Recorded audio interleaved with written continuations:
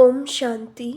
आज 13 दिसंबर 2025 के बाबा के मधुर महावाक्य सुनेंगे। बाबा बोले, मीठे बच्चे, तुम्हारी यह ईश्वरीय मिशन है। तुम सबको ईश्वर का बनाकर उन्हें बेहद का वर्षा दिलाते हो।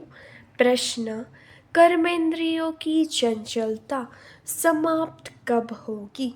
उत्तर, जब तुम्हारी स्थिति सिल्वर एज तक पहुँचेगी, अर्थात जब आत्मा त्रेता की सतो स्टेज तक पहुँच जाएगी तो कर्मेंद्रियों की चंचलता बंद हो जाएगी। अभी तुम्हारी रिटर्न जर्नी है, इसलिए कर्मेंद्रियों को वश में रखना है। कोई भी छिपाकर ऐसा कर्म नहीं करना जो आत्मा पतित बन जाए। अविनाशी सर्जन तुम्हें जो परहेज बता रहे हैं उस पर चलते रहो। गीत बजा, मुखड़ा देख ले प्राणी। ओम शांति। रूहानी बच्चों प्रति रूहानी बाप समझा रहे हैं।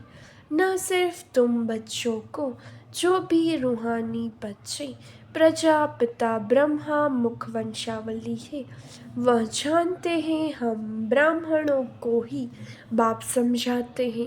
पहले तुम शूद्र थे, फिर आकर ब्राह्मण बने हो। बाप ने वर्णों का भी हिसाब समझाया है।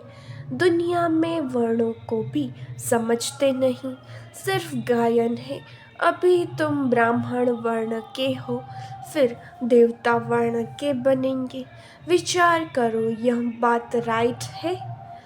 जज योरसेल्फ। हमारी बात सुनो और बैठ करो।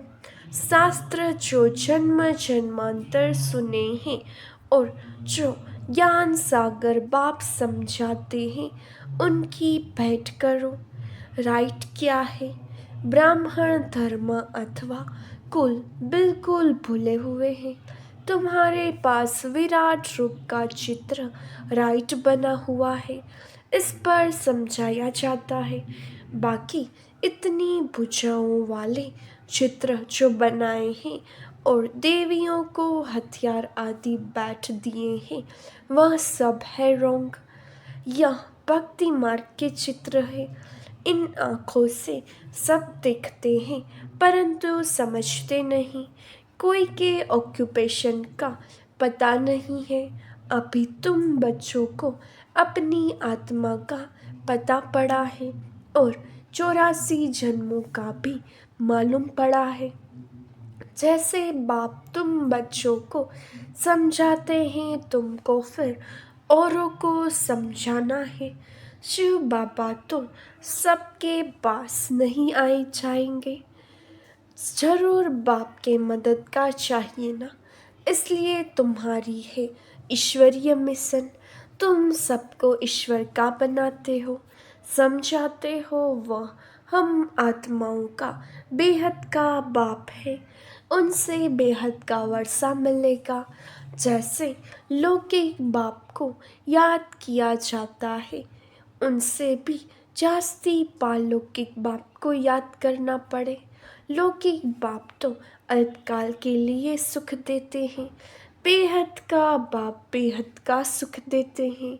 यह अभी आत्माओं को ज्ञान मिलता है। अभी तुम जानते हो 3 बाप है, लौकिक, पारलौकिक और अलौकिक। बेहद का बाप अलौकिक बाप द्वारा तुमको समझा रहे हैं। इस बाप को कोई भी जानते नहीं।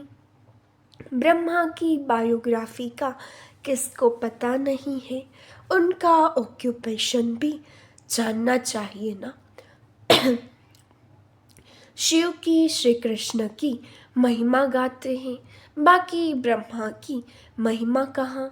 निराकार बाप को जरूर मुख तो चाहिए ना, जिससे अमृत दे। भक्ति मार्ग में बाप को कभी यथार्थ रीति याद नहीं कर सकते हैं। अभी तुम जानते हो, समझते हो, शिव बाबा का रथ यह है। रथ को भी श्रृंगार करते हैं ना, जैसे मोहम्मद के घोड़े को भी सजाते हैं। तुम बच्चे कितना अच्छी रीति मनुष्यों को समझाते हो। तुम सभी की बड़ाई करते हो, बोलते हो तुम यह देवता थे, फिर 84 जन्म भोग तमो प्रधान बने हो। अब फिर सतो प्रधान बनना है तो उसके लिए योग चाहिए। परंतु बड़ा मुश्किल कोई समझते हैं। समझ जाए तो खुशी का पारा चढ़े, समझाने वाले का तो और ही पारा चढ़ जाए। बेहद के बाप का परिचय देना कोई कम बात है क्या? समझ नहीं सकते, कहते हैं यह कैसे हो सकता। बेहद के बाप की जीवन कहानी सुनाते हैं। अब बाप कहते हैं बच्चे पावन बनो। तुम पुकारते थे ना कि हे पतित पावन आओ। गीता में भी मन मना भव अक्षर है, परंतु उनकी समझानी कोई के पास है नहीं। बाप आत्मा का ज्ञान भी कितना क्लियर कर समझाते हैं। कोई शास्त्र में यह बातें हैं नहीं। भल कहते हैं आत्मा बिंदी है, प्रकृति के बीच स्टार है, परंतु यथार्थ रीति किसी की बुद्धि में नहीं है। वह भी जानना पड़े।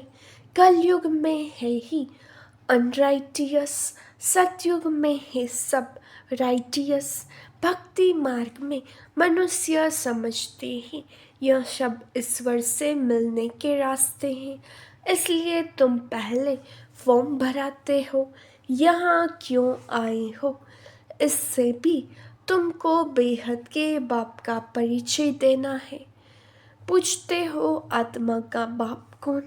सर्वव्यापी कहने से तो कोई अर्थ ही नहीं निकलता। सबका बाप कौन, यह है मुख्य बात। अपने अपने घर में भी तुम समझा सकते हो। एक दो मुख्य चित्र, सीढ़ी, त्रिमूर्ति, जाड़, यह बहुत जरूरी है। जाड़ से सब धर्म वाले समझ सकते हैं कि हमारा धर्म कब शुरू हुआ। हम इस हिसाब से स्वर्ग में जा सकते हैं। जो आते ही पीछे हैं वह तो स्वर्ग में जा न सके, बाकी शांति धाम में जा सकेंगे। जाड़ से भी बहुत क्लियर होता है।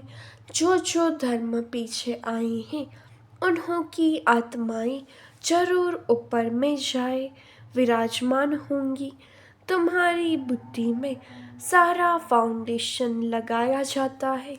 बाप कहते हैं आदि सनातन देवी देवता धर्म का सैपलिंग तो लगा, फिर जाड़ के पत्ते भी तुमको बनाने हैं।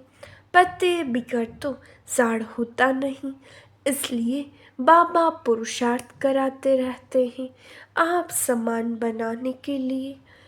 और धर्म वालों को पत्ते नहीं बनाने पड़ते हैं, वह तो ऊपर से आते हैं, फाउंडेशन लगाते हैं, फिर पत्ते पीछे ऊपर से आते जाते हैं। तुम फिर झाड़ की वृद्धि के लिए यह प्रदर्शनी आदि करते हो, इससे पत्ते लगते हैं, फिर तूफान आने से गिर पड़ते हैं, मुरझा जाते हैं। यह आदि सनातन देवी देवता धर्म की स्थापना हो रही है। इसमें लड़ाई आदि की कोई बात नहीं, सिर्फ बाप को याद करना और कराना है। तुम सबको कहते हो और जो भी रचना है उनको छोड़ो। रचना से कभी वर्षा मिल न सके, रचयिता बाप को ही याद करना है। और किसकी याद न आए, बाप का बनकर ज्ञान में आकर फिर अगर कोई ऐसा काम करते हैं तो उसका बोझा सिर पर बहुत चढ़ता है। बाप पावन बनाने आते हैं और फिर ऐसा कुछ काम करते हैं तो और ही पतित बन पड़ते हैं। इसलिए बाबा कहते हैं ऐसा कोई काम नहीं करो जो घाटा पड़ जाए, बाप की ग्लानि होती है ना। ऐसा कर्म नहीं करो जो विकर्म जास्ती हो जाए। परहेज भी रखनी है, दवाई में भी परहेज रखी जाती है। डॉक्टर कहे यह खटाई आदि नहीं खाना है तो मानना चाहिए। कर्मेंद्रियों को वश करना पड़ता है। अगर छिपाकर खाते रहेंगे तो फिर दवाई का असर नहीं होगा। इसको कहा जाता है आसक्ति। बाप भी शिक्षा देते हैं यह नहीं करो। सर्जन है ना, लिखते हैं बाबा मन में संकल्प बहुत आते हैं, खबरदार रहना है। गंदे स्वप्न मनसा में संकल्प आदि बहुत आएंगे, इनसे डरना नहीं है। सतयुग त्रेता में यह बातें होती नहीं। तुम जितना आगे नज़दीक होते जाएंगे, सिल्वर एज तक पहुँचेंगे, तब कर्मेंद्रियों की चंचलता बंद हो जाएगी, कर्मेंद्रियाँ वश हो जाएगी। सतयुग त्रेता में वश थी ना। जब इस त्रेता की अवस्था तक आओ तब वश होगी। फिर सतयुग की अवस्था में आएंगे तो सतो प्रधान बन जाएंगे। फिर सब कर्मेंद्रियाँ पूरी वश हो जाएगी। कर्मेंद्रियाँ वश थी ना, नई बात थोड़ी ही है। आज कर्मेंद्रियों के वश हैं, कल फिर पुरुषार्थ कर कर्मेंद्रियों को वश कर लेते हैं। वह तो 84 जन्मों में उतरते आए हैं, अभी रिटर्न जर्नी है। सबको सतोप्रधान अवस्था में जाना है, अपना चार्ट देखना है। हमने कितने पाप कितने पुण्य किए हैं, बाप को याद करते करते आयरन एज से सिल्वर एज तक पहुंच जाएंगे। कर्मेंद्रियां वश हो जाएगी। फिर तुमको महसूस होगा अभी कोई तूफान नहीं आते हैं। वह भी अवस्था आएगी, फिर गोल्डन एज में चले जाएंगे। मेहनत कर पावन बनने से खुशी का पारा भी चढ़ेगा। जो भी आते हैं उनको समझाना है कैसे तुमने 84 जन्म लिए हैं। जिसने 84 जन्म लिए हैं वही समझेंगे, कहेंगे अब बाप को याद कर मालिक बनना है। 84 जन्म नहीं समझते हो तो शायद राजाई के मालिक नहीं बने होंगे।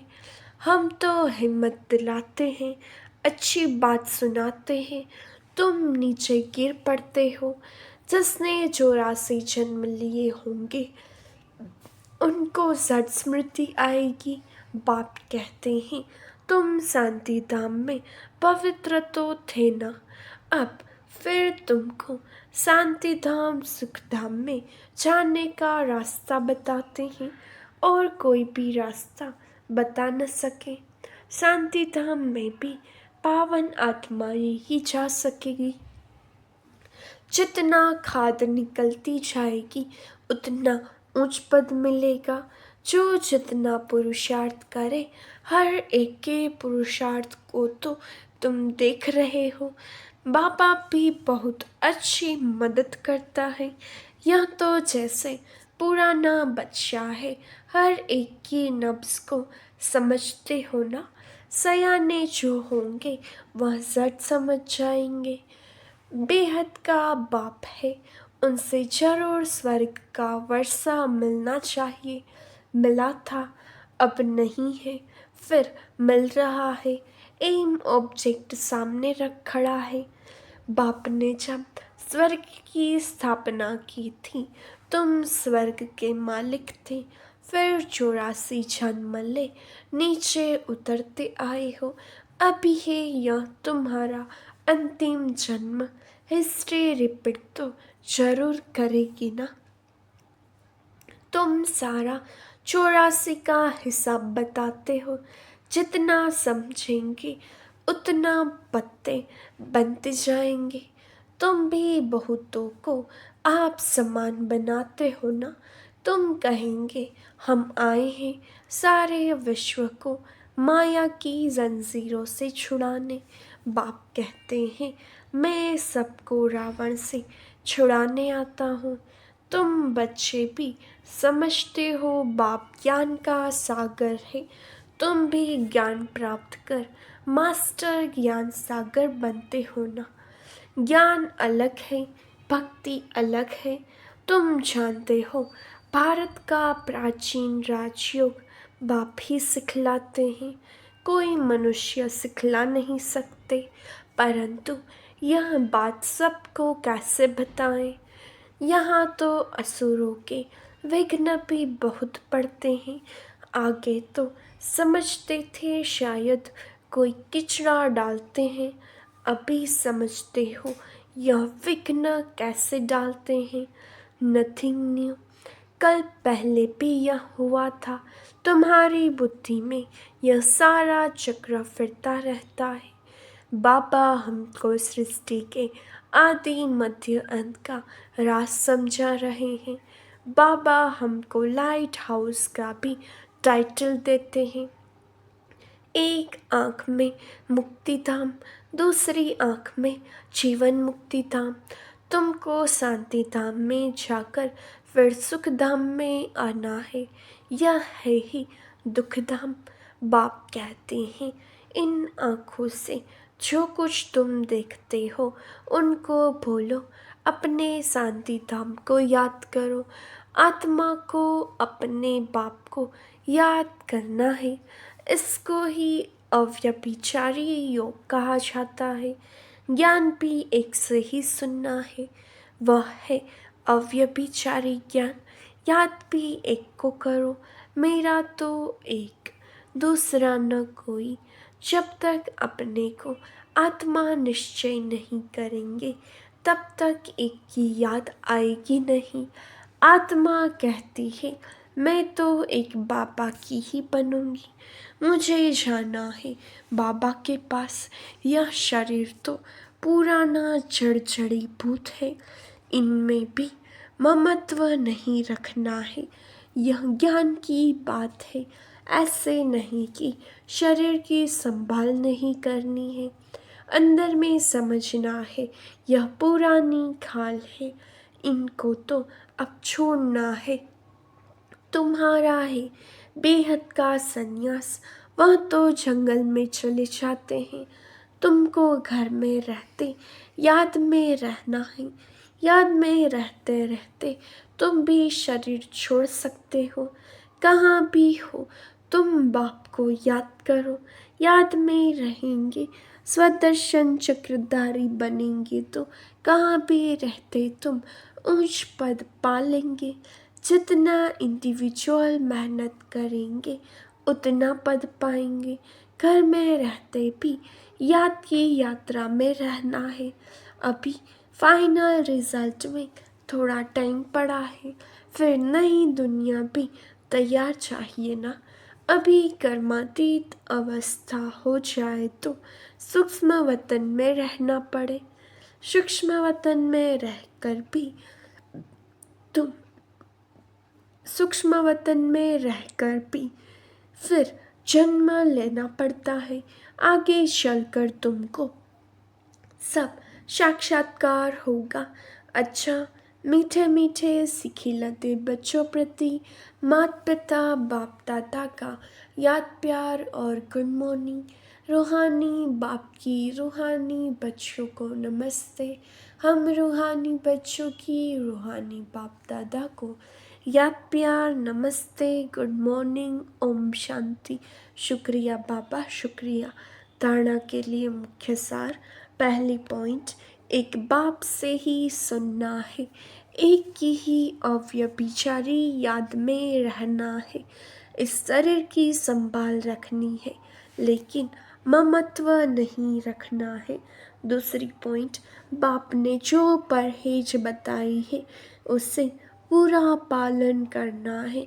कोई भी ऐसा कर्म नहीं करना है जो बाप की ग्लानि हो, पाप का खाता बने।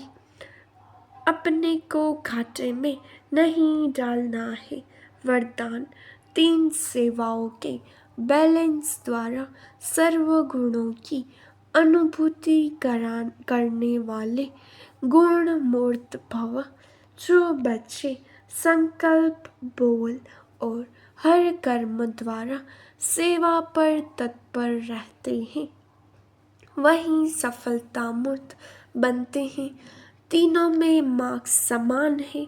सारे दिन में तीनों सेवाओं का बैलेंस है तो पासवत और नरवा गुणमूर्त बन जाते हैं। उनके द्वारा सर्व दिव्य गुणों का श्रृंगार स्पष्ट दिखाई देता है। एक दूसरे को पाप के गुणों का व स्वयं की धारणा के गुणों का सहयोग देना ही गुणमूर्त बनना है, क्योंकि गुणदान सबसे बड़ा दान है। स्लोगन, निश्चय रूपी फाउंडेशन पक्का है तो श्रेष्ठ जीवन का अनुभव स्वतः होता है। अव्यक्त इशारे, अब संपन्न व कर्मातीत बनने की धुन लगाओ। पिछले कर्मों के हिसाब किताब के फलस्वरूप तन का रोग हो, मन के संस्कार अन्य आत्माओं के संस्कार से टक्कर भी खाते हो, लेकिन कर्मातीत कर्म भोग के वश न होकर मालिक बन हिसाब चुकतू करावे। कर्मयोगी बन कर्म भोग चुकतू करना, यह है कर्मातीत स्थिति की निशानी। प्रैक्टिस करो अभी अभी कर्मयोगी, अभी अभी कर्मातीत स्टेज। अच्छा, ओम शांति।